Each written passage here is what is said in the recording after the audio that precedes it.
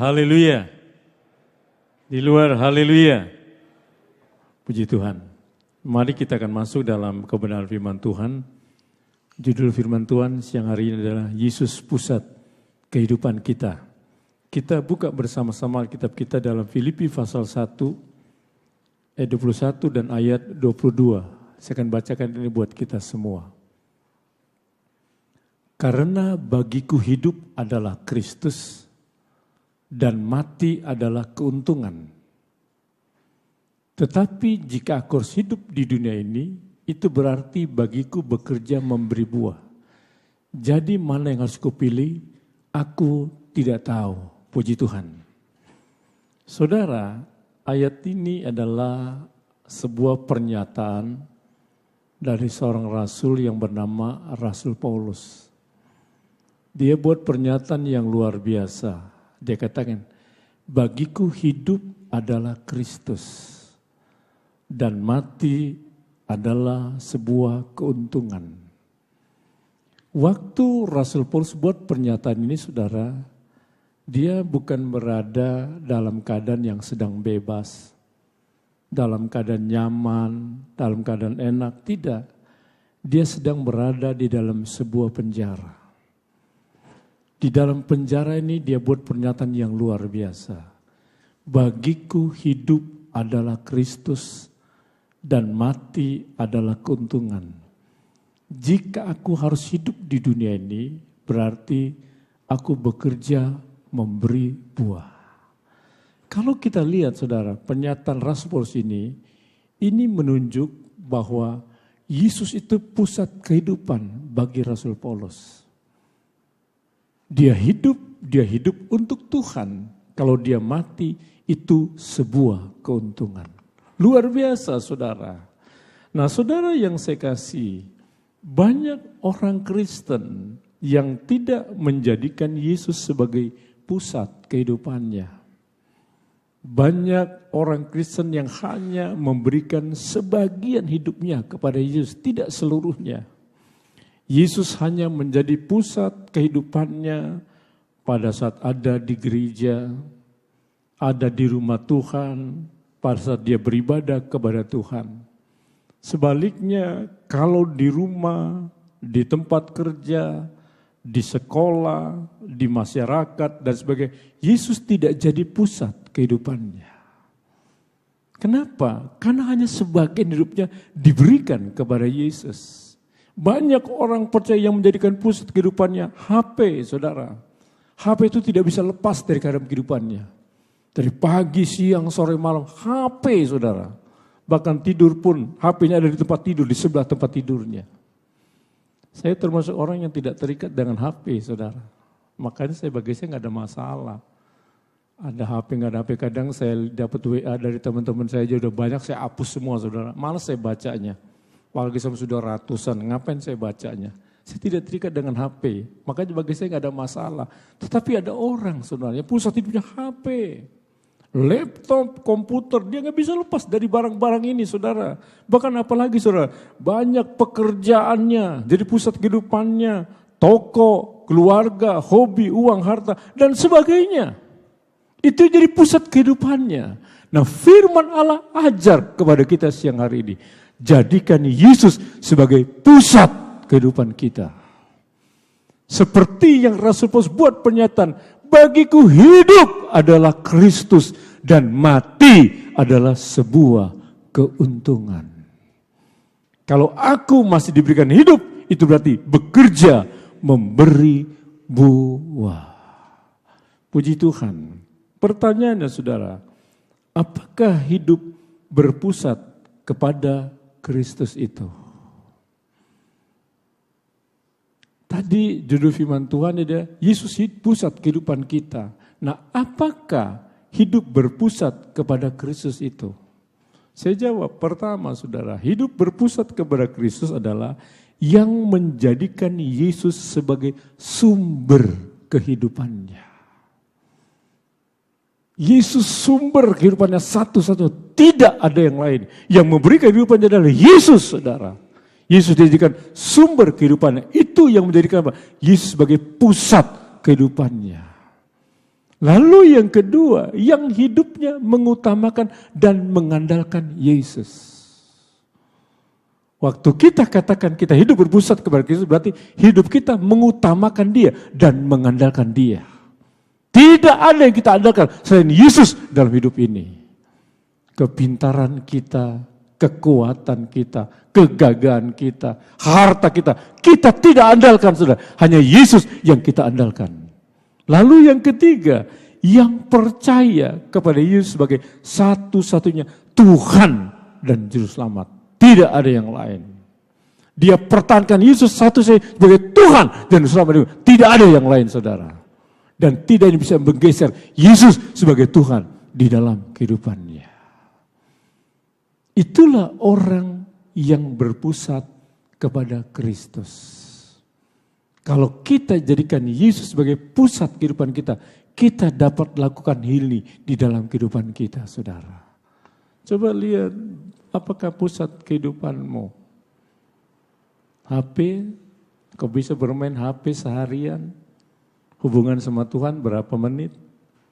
Bangun tidur, apakah engkau beri waktu doa buat Tuhanmu? Makan, berdoa enggak?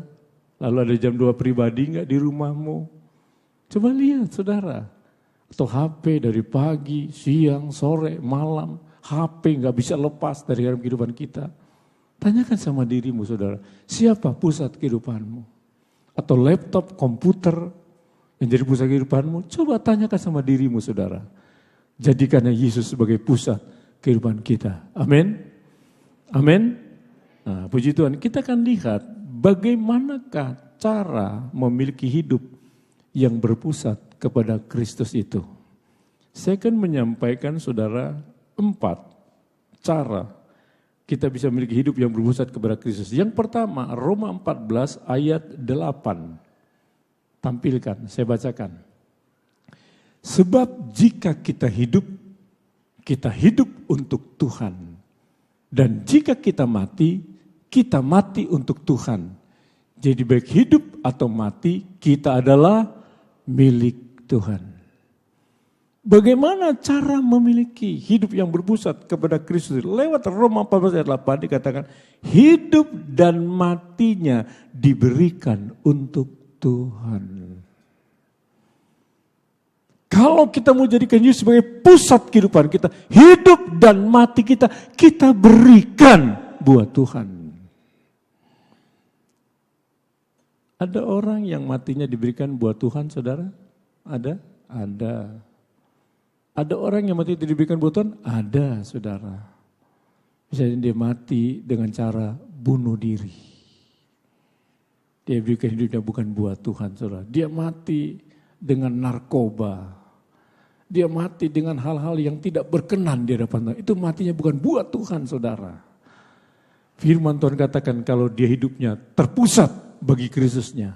Waktu dia mati, diberikan matinya buat Tuhan, saudara. Lalu waktu dia hidup apa? Hidupnya diberikan buat Tuhan. Nah, kita masih diberikan kehidupan, saudara. Belum diberikan kematian. Masih hidup kita sampai hari ini. Coba colek sebelahnya, hidup gak dia? Pasti hidup, saudara. Artinya apa? Tuhan masih izinkan kita hidup di dunia ini. Bagaimana hidupmu? Apakah engkau berikan kepada Tuhan atau kepada yang lain? Nah, saudara, apakah hidup bagi Yesus itu? Kita lihat Filipi 1 ayat 22 bagian A-nya. Tampilkan. Apakah hidup bagi Yesus ini? Saya bacakan. Tetapi jika aku harus hidup di dunia ini, itu berarti bagiku bekerja memberi buah. Apakah hidup bagi Yesus itu? Ini jawabannya. Kalau aku hidup, diberikan hidup berarti bekerja memberi buah.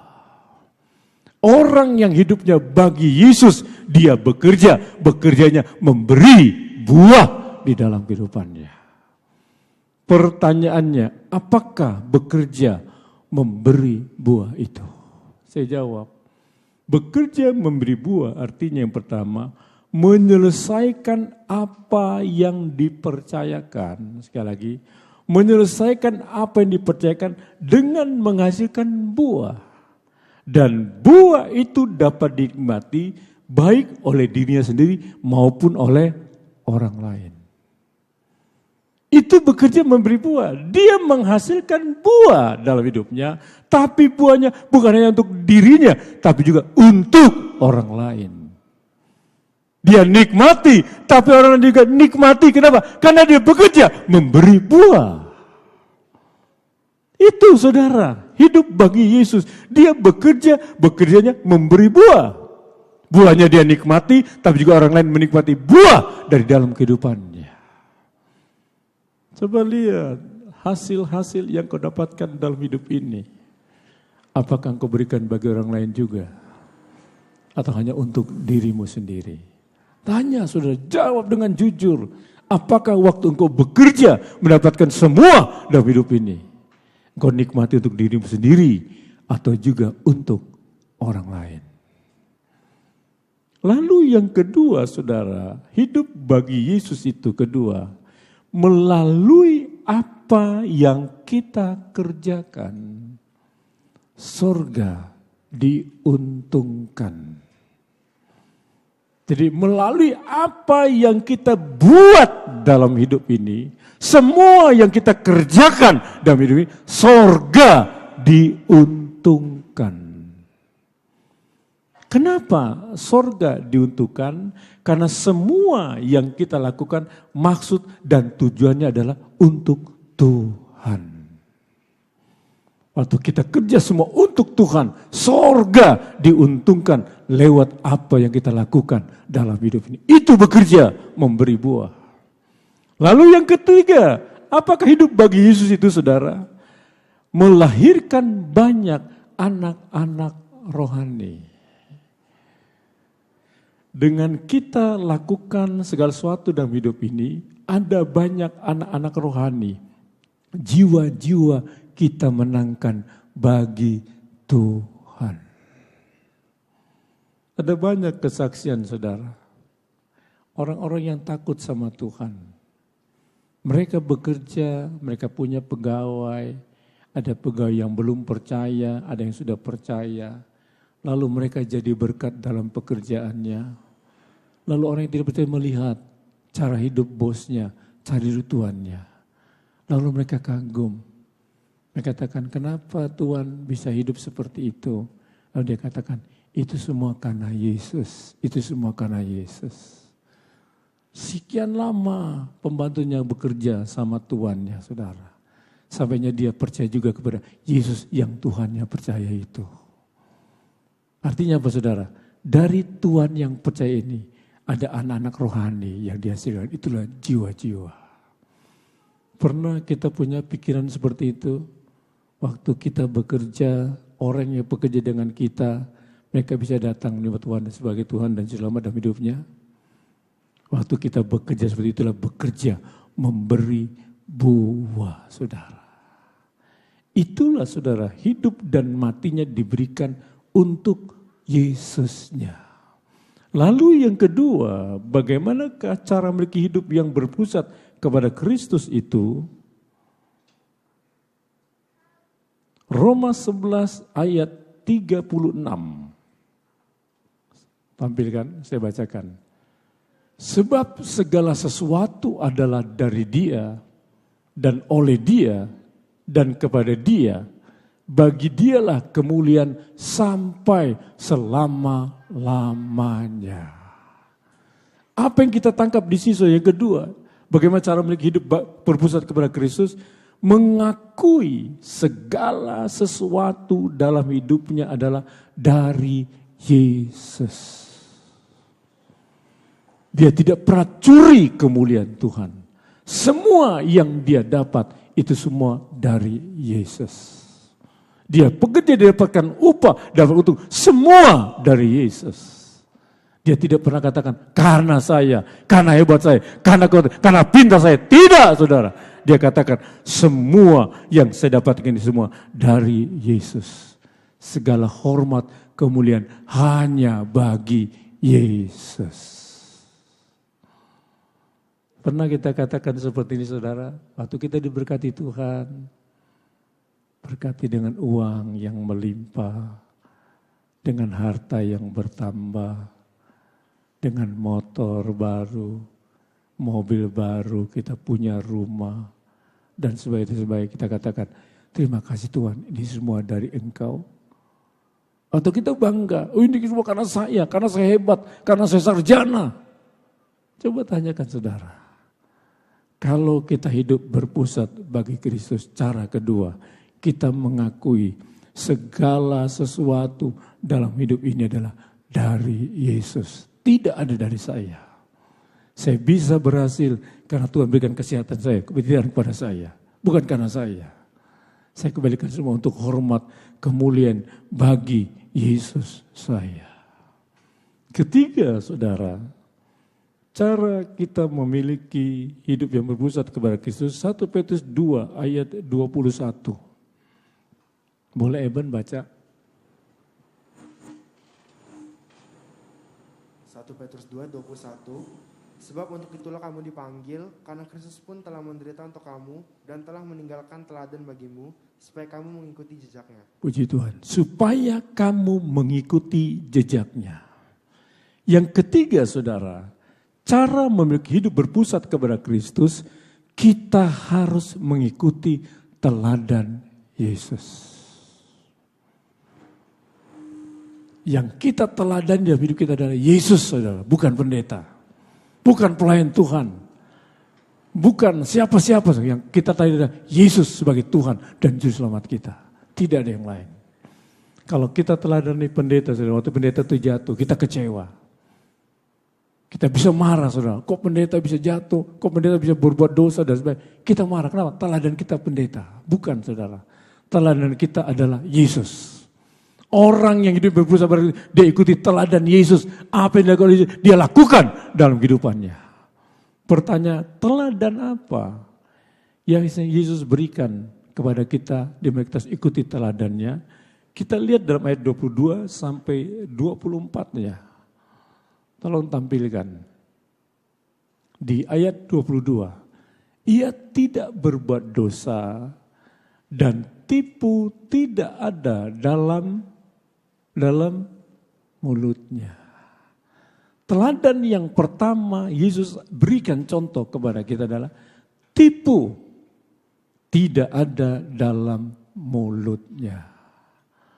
Artinya Yesus tidak pernah berbohong. Yesus tidak pernah berdusta. Yesus tidak pernah menipu.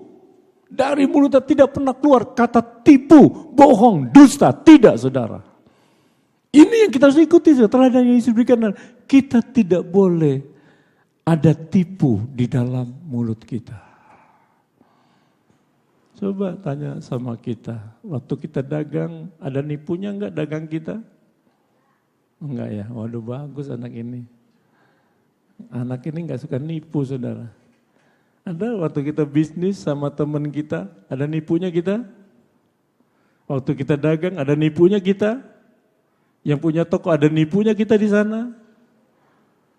Kalau kita mau hidup berpusat kepada Kristus, kalau kita tadi Yesus tidak ada tipu dalam mulutnya. Artinya jangan ada dusta di antara kita. Jangan suka bohong, saudara. Bohong kecil, bohong besar sama, saudara. Sama upah dosa itu adalah kematian. Yang sudah buat klasifikasi, aduh saya mau dosanya kecil, dia mau dosanya besar. Saya mau gak apa-apa begini, dia mau gak bisa tuh dia besar mendosanya. Tidak, saudara. Tidak. Bohong kecil, bohong besar sama itu dosa, saudara. Kalau kita ikuti dari Yesus, tipu tidak ada dalam mulutnya. Lalu yang kedua, 23.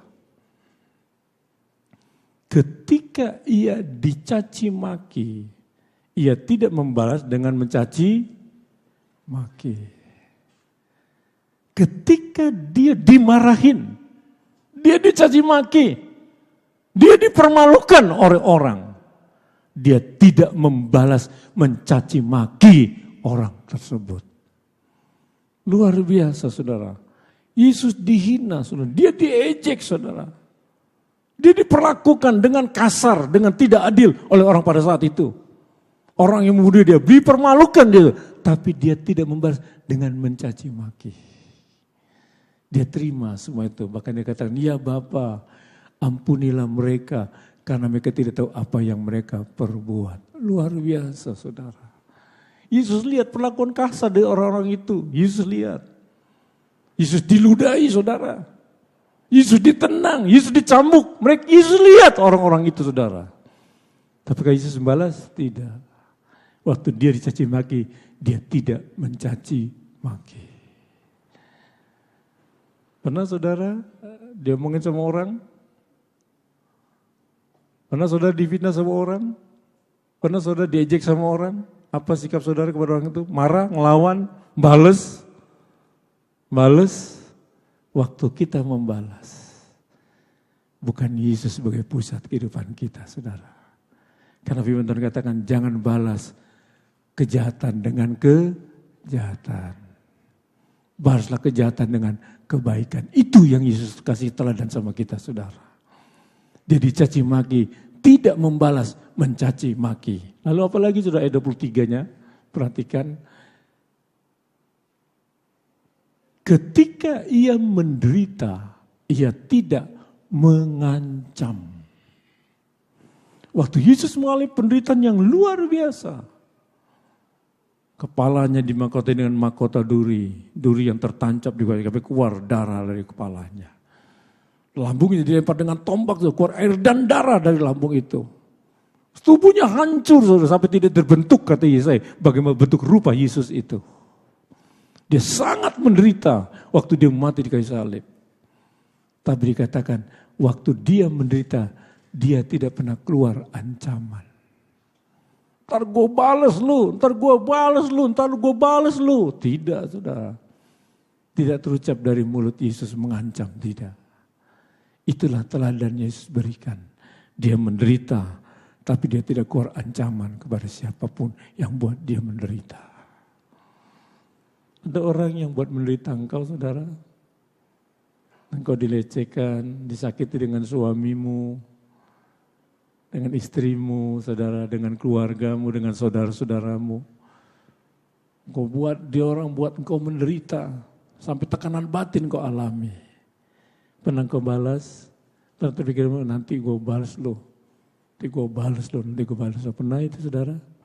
Waktu engkau tidak membalas, waktu engkau menderita, itulah teladan Yesus. Dan orang yang hidup berpusat kepada Kristus, cara dia yang ketiga menghadapi itu semua dengan dia ngikuti teladan Yesusnya. Satu lagi ayat 24 saudara. Ayat 24. Ia sendiri telah memikul dosa kita di dalam tubuhnya di kayu salib, supaya kita yang telah mati terhadap dosa hidup untuk kebenaran. Oleh bilur-bilurnya kamu telah sembuh. Apa teladan yang terakhir yang Yesus berikan? Yesus hidup oleh kebenaran. Tidak pernah yang tidak benar dia lakukan dalam hidupnya. Dia hidup di dalam kebenaran. Itulah yang teladan yang Yesus ajarkan kepada kita. Mari saudara, belajarlah mengikuti teladan Yesus. Kalau hidup kita berpusat kepada Yesus, kita bisa ikuti teladannya di dalam kehidupan kita. Puji Tuhan. Yang terakhir, yang keempat saudara, 2 Korintus 4 ayat 16 sampai ayat 18. Boleh baca Daniel. 2 Korintus 4 16 sampai 18. 2 Korintus 4 ayat 16. Sebab itu kami tidak tawar hati, tetapi meskipun manusia lahiriah kami semakin merosot, namun manusia batiniah kami dibaharui dari sehari ke sehari. Sebab penderitaan ringan yang sekarang ini mengerjakan bagi kami kemuliaan kekal yang melebihi segala-galanya, jauh lebih besar daripada penderitaan kami. Sebab kami tidak memperhatikan yang kelihatan, melainkan yang tak kelihatan. Karena yang kelihatan adalah sementara, sedangkan yang tak kelihatan adalah kekal. Puji Tuhan. Saudara, dalam 2 Korintus 4 ayat 16 sampai 18 ini ada 3 di sana yang kita bisa lakukan untuk kita memiliki hidup yang berpusat kepada Kristus. Di ayat 16. Perhatikan, tampilkan lagi ayat 16.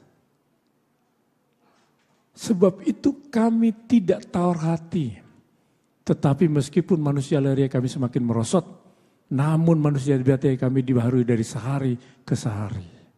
Apa yang kita lihat di sini yang pertama? Yang pertama kita lihat di sini adalah fokus hidup orang yang berpusat kepada Kristus pada pertumbuhan manusia batiniah, bukan kepada manusia lahiriah. Ini fokus kita saudara, bukan kepada manusia lahiriah kita, tetapi manusia di dalam manusia batiniah kita. Mari katakan di dalam ayat 16, meskipun manusia lahiriahku semakin merosot, aku tidak tawar hati. Meskipun manusia lahiriahku semakin merosot, aku tidak pernah tawar hati. Kenapa saudara? Karena yang dia berikan adalah manusia batiniah dia yang dibaharui sehari ke sehari. Apakah manusia lahiriah yang merosot itu saudara? Merosot di sini artinya lemah, sakit-sakitan, kulit mulai keriput saudara, mata mulai rabun, telinga kurang mendengar. Itu orang yang manusia lahir semakin merosot mengalami seperti ini saudara. Dia mengalami tubuh yang lemah. Udah tua makin lemah kan saudara. Lalu dia sakit-sakitan. Kulitnya yang kenceng jadi keriput, benar tidak? Orang tua kulitnya keriput atau kenceng? Keriput saudara. Lalu matanya mulai rabun. Telinganya kurang mendengar. Itu orang yang manusia lainnya semakin merosot. Tapi dikatakan dia tidak pernah tawar hati menghadapi itu semua. Kenapa? Karena yang dia fokuskan hidupnya kepada manusia batiniah. Manusia batiniah yang dibaharui dari hari ke hari. Walaupun tubuh lahiriahnya merosot, tapi manusia batiniah semakin dikuatkan, semakin dikuatkan. Apa artinya manusia batiniah dibaharui? Artinya manusia dibaharui dengan doa, ibadah, firman Tuhan, dan pelayanan. Itu membaharui manusia batiniah kita. Boleh tubuh kita merosot, tapi manusia batiniah kita dia merosot. Semakin kuat. Kenapa? Ada doanya, ada baca firmannya, ada pelayanannya, ada ibadahnya kepada Tuhan. Kemarin saya melayani Natal di pedalaman saudara, di H2 arah Karawajitu. Kami nginep di sana saudara. Saya bawa 3 orang, Mariot yang bawa mobil, ada Gati, ada Sefri juga saya bawa. Lalu kami tidur di rumah hamba Tuhan. Kami tidur, kami ngobrol-ngobrol dan saya ngobrol dengan hamba Tuhan ini saudara. Hamba Tuhannya umurnya kurang lebih 67 tahun. Tapi masih bagus lah, masih kuat lah. Hanya ada satu kelemahan dia, matanya sudah tidak bisa lihat satu. Pak, mata saya ini udah gak bisa lihat satu loh Pak. Kenapa? Karena waktu itu saya sakit gigi saya sakit di bagian atas. Lalu saya ke dokter. Dokter tidak kasih pandangan bagaimana, lalu cabut aja Pak. Saya pikir gak ada masalah, dicabut lah, masih keras-keras itu dicabut. Waktu dicabut gak ada masalah saudara. Setelah dicabut, dia rasakan matanya itu saudara, seperti ada urat mata yang ketarik. Kok lama-lama saya kabur, lama-lama akhirnya saya tidak bisa lihat lagi. Saya mau ngomong apa Pak? Dokter sudah nangani seperti itu. Oh gitu ya. Lalu bagaimana dengan mata yang satu tidak melihat? Masih bisa melayani? Saya masih bisa melayani Pak. Sampai hari ini saya bisa melayani. Dia sudah 34 tahun melayani di sana saudara. Dengan mata satu. Mata satu itu mengganggu gak saudara? Mengganggu. Mata saya aja sekarang udah mengganggu saudara. Saya nggak bisa baca Alkitab saya lagi. Makanya saya bawa pakai tab ini saudara. Karena ada lampunya, terang saudara. Saya baca udah nggak bisa lihat lagi. Karena mata kanan saya juga udah terganggu saudara. Tapi apakah ini ganggu pelayanan? Tidak. Manusia lahiriah saya bisa merosot, bisa. Tapi saya tidak ingin manusia batiniah saya semakin merosot.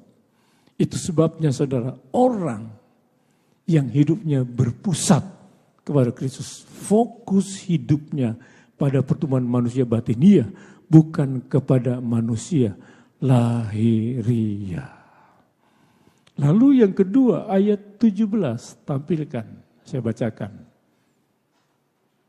Sebab penderitaan ringan yang sekarang ini mengerjakan bagi kami kemuliaan kekal yang melebihi segala-galanya, jauh lebih besar daripada penderitaan kami. Apa yang kita lihat di sini saudara, yang kedua dalam ayat ini saudara, bertahan di dalam penderitaan. Waktu Tuhan izinkan dia mengalami penderitaan, aniayakah mungkin? Kesukaran dalam dia sebagai orang yang percaya kepada Tuhan. Dikatakan orang yang fokus hidupnya kepada Yesus, dia bertahan di dalam penderitaannya. Orang-orang yang mereka tinggal di negara yang mayoritas, yang tidak seiman, mereka mengalami tekanan-tekanan. Mereka sulit beribadah. Mereka mengalami masalah-masalah dalam ibadahnya, bahkan dalam usahanya, dalam dagangnya, dalam pergaulan. Dia mengalami banyak penderitaan. Tapi firman Tuhan katakan, waktu dia jadikan Yesus sebagai pusat kehidupannya, dia bertahan di dalam penderitaannya. Dia tidak menyangkal Yesusnya saudara. Dia tidak menolak Yesus. Dia terima penderitaan itu dalam kehidupannya. Kenapa dia bisa bertahan dalam penderitaan? Jawabannya, karena mengetahui ada kemuliaan kekal yang melebihi segala-galanya yang Tuhan sudah sediakan bagi kehidupannya. Waktu kita menderita saudara, pandang ada kemuliaan kekal yang jauh melebihi segala, jauh daripada penderitaan yang kita alami yang Tuhan sudah sediakan di sana buat kita saudara. Waktu kita pandang kepada kekekalan, ada tempat yang Tuhan sudah sediakan. Kita tidak akan takut menghadapi penderitaan. Kita bertahan dalam penderitaan yang Tuhan izinkan terjadi di dalam kehidupan kita. Lalu yang ketiga, saudara, ayat 18. Perhatikan, sebab kami tidak memperhatikan yang kelihatan, melainkan yang tak kelihatan. Karena yang kelihatan adalah sementara, sedangkan yang tak kelihatan adalah kekal. Yang ketiga saudara, orang yang fokus hidupnya kepada Yesus, dia memiliki cara pandang yang berbeda. Apa cara pandang yang berbeda? Dia tidak memperhatikan yang kelihatan, tapi yang dia perhatikan adalah yang tidak kelihatan. Itu sebabnya orang yang hidup oleh iman, dia berjalan bukan dengan penglihatannya, tapi dengan imannya, mata rohaninya, saudara. Jadi dia tidak memperhatikan yang kelihatan. Apa yang kelihatan itu? Yang sementara. Yang kita saksikan dalam dunia ini sementara semua, saudara. Beginilah, begini. Dia tidak perhatikan. Yang diperhatikan adalah yang tidak kelihatan, yang sifatnya kekal. Orang yang hidupnya berpusat pada Kristus, dia perhatikan yang tidak kelihatannya pada kekal, saudara. Ingat, semua kita kembali ke sana. Kita datang dari kekekalan Tuhan beri, kita harus kembali kepada kekekalan itu. Saudara. Itulah tempat kita yang Tuhan sudah sediakan di surga buat kita. Jangan kita bergantung harap kita hanya sementara di dunia 70-80 tahun. Lebih itu dari penderitaan-penderitaan. Mari kita pandang, arahkan pandang kita kepada kekekalan. Karena di sanalah Tuhan sudah sediakan buat kita. Mari saudara, jadikan Yesus sebagai pusat kehidupan kita. Percayalah, dia akan berikan kekuatan dan memberkati kehidupan kita. Puji Tuhan, mari kita bangkit berdiri saudara. Kita langsung tutup dengan doa saudara, karena ada orang yang meninggal di belakang gereja ini. Tadi saya sudah dipesan jangan terlalu berisik. Maka kita langsung tutup dalam doa. Biar nanti pendeta Gati Merupa tutup dalam doa ibadah siang hari ini.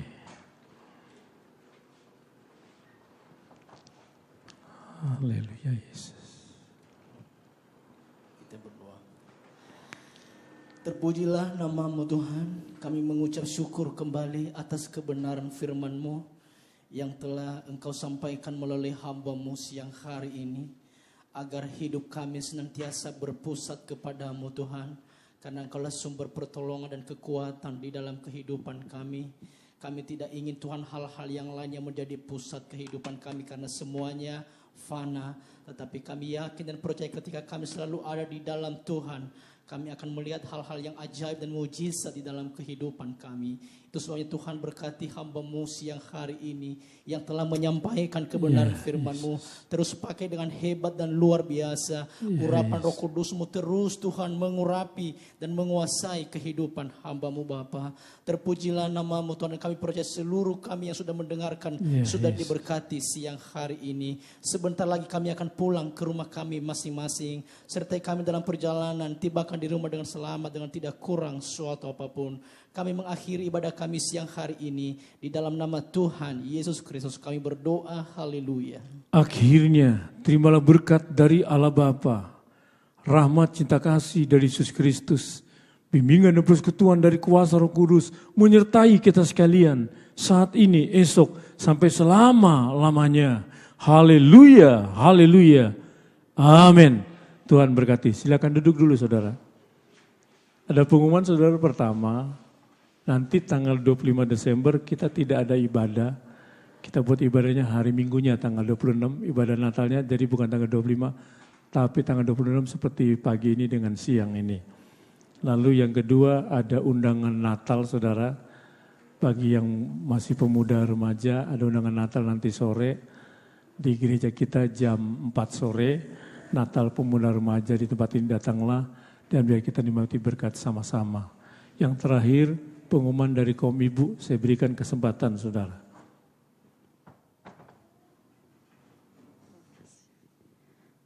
Salam ibu-ibu semuanya, selamat siang saya ucapkan.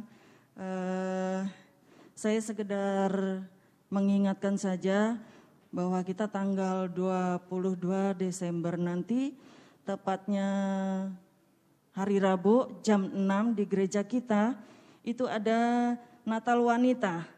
Jadi seluruh wanita dipersilahkan untuk bisa menghadiri acara Natal wanita kita dan memperingati Hari Ibu. Bagi ibu-ibu yang mau membawa teman-temannya dipersilahkan supaya bisa bersama-sama dengan kita untuk memperingati Hari Ibu dan merayakan Hari Natal. Bagi ibu-ibu mungkin yang tidak mendapatkan undangan, kami atas nama pengurus mohon maaf. Jadi kami lewat di sini untuk mengundang semua ibu-ibu untuk bisa hadir bersama-sama dengan kami merayakan Natal bersama. Terima kasih, Tuhan Yesus memberkati.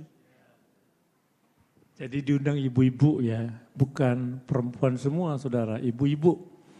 Jadi khusus ibu-ibu nanti hari Rabu ada undangan Natal ibu-ibu di hari Ibu jam 6 sore. Jadi hadirilah biar kita sama-sama nikmati Natal di ibu-ibu dan bawa teman-teman biar kita semua bisa rasakan berkat Natal di sana. Selamat pulang, Tuhan memberkati.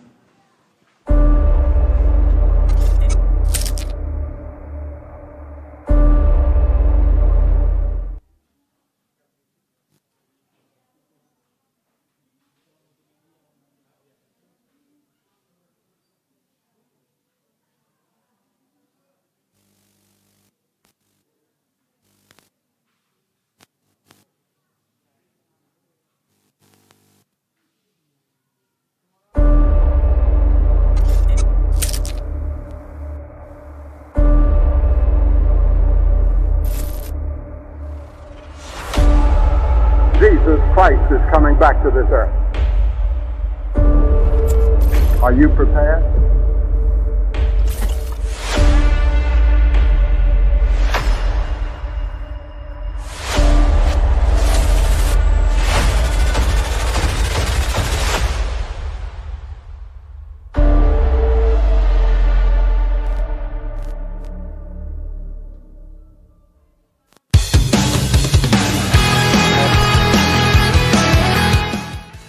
Shalom Jemaat GPD Oret Labora. Kami dari Unit Maranatha Majesty dan Unit Maranatha Eagle ingin menyampaikan informasi nih.